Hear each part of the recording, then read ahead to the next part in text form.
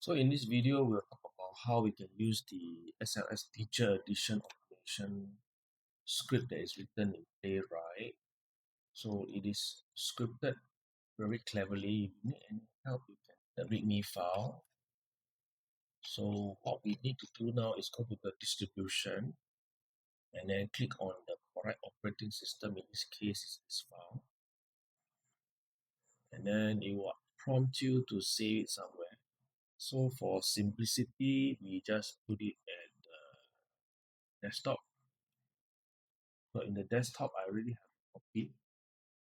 So after you assume that you have downloaded this, the next thing you need to download is the data file.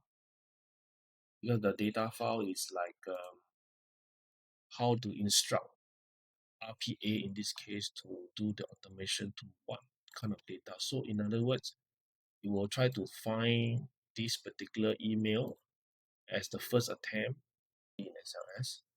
So for example, you have this file now. It's very simple to run the file. Just either right click, run an administrator, or you can double click and then it will launch it. If it doesn't, that means it is downloading the correct browser. So Playwright has its own browser. It's a Microsoft automation software. So you just have to trust the program because I made it. If you don't trust it, then it cannot help you. So first thing you need to read is please enter your password and ID because this program doesn't know your password. So you need to click on okay, there's a S key in your password and ID to log in so that help you to automate some of the stuff. So after you have already entered in, then the next thing is it asks you for some example of a URL. So for example, I have this class group. I will copy the unique ID over here. Okay, just like this format here. Enter it over here. So it will try to find this class group and then it will go to the admin and add the 3 teachers that we saw just now. So it will now navigate to this class, this URL.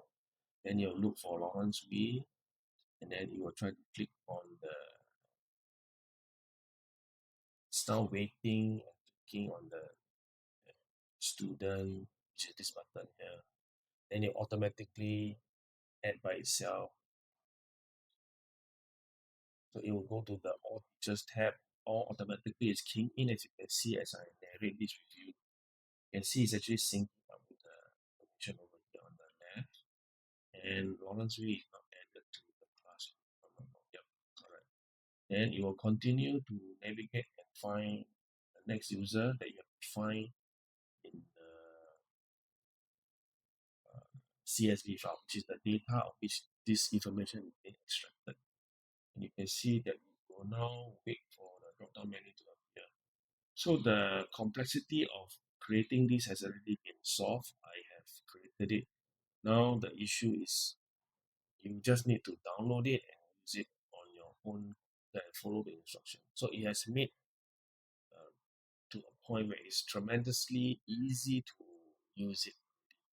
So please let me know if this has been useful. So let me just let it run finish. So yes, it is clicking on all the combo box and then typing, all automated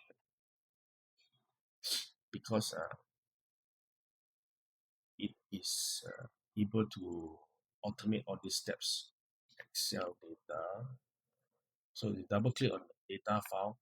So for example, you are conducting a workshop. So this workshop, maybe you maybe not just for this 3%, maybe you have a long list. So you just copy and populate it all the way down. Just all the way down, and then this one for me to keep track of where the program may have ended. So it's not really necessary, but it's always a good practice to do. So you just keep going to whatever hundreds. Once it is done, and then you will finish adding all those